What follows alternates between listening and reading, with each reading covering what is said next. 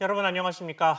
삼성 경영권 불법 승계 의혹으로 수사를 받아온 이재용 삼성전자 부회장에 대한 구속영장이 기각됐습니다.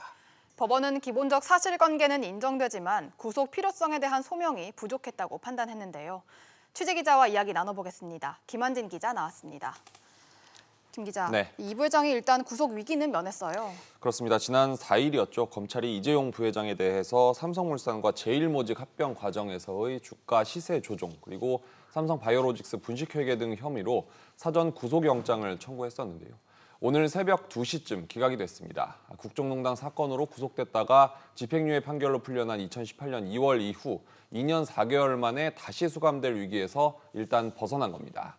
이 부회장은 서울구치소에서 결과를 기다리다가 기각 소식에 바로 귀가했는데요. 심경을 묻는 기자들의 질문에 늦은 시간까지 고생하셨다고 짧게 대답하면서 구치소를 떠났습니다. 또 함께 청구된 최지성 전 삼성 미래전략실장과 김종중 전 미전실 전략팀장의 구속영장도 모두 기각됐습니다. 네, 그러면 법원이 설명한 기각 이유는 뭡니까? 일단 법원은 기본적 사실관계가 소명이 됐고 증거도 확보가 됐다면서도 도주나 증거인멸 우려가 적다고 설명했습니다. 그러니까 사건 자체는 어느 정도 소명이 됐고 또 증거도 모였지만 도주 우려나 증거인멸 우려가 적다, 책임 유무와 정도에 대해서는 재판을 통해 결정하겠다는 의미입니다. 이에 대해서 검찰은 아쉽다는 입장을 내놨는데요. 검찰은 본 사안의 중대성과 지금까지 확보된 증거 자료 등에 비춰 법원의 기각 결정을 아쉽게 받아들인다고 밝혔습니다.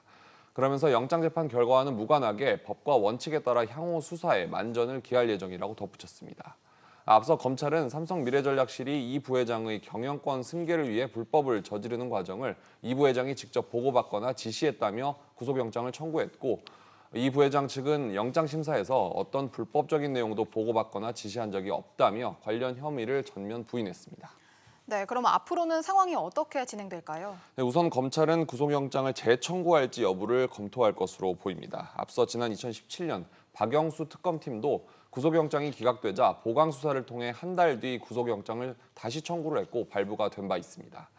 또 대검 수사심의위원회 결정에도 관심이 쏠립니다. 구속영장이 기각되면서 심의 안건으로 상정될 가능성이 높아졌는데요. 대검 심의가 열리면 기소가 타당하냐를 놓고 검찰과 이 부회장 변호인단이 다시 맞붙게 됩니다. 심의가 불기소나 기소 유예 결정을 내리면 수사팀은 이에 따를 가능성이 크고요.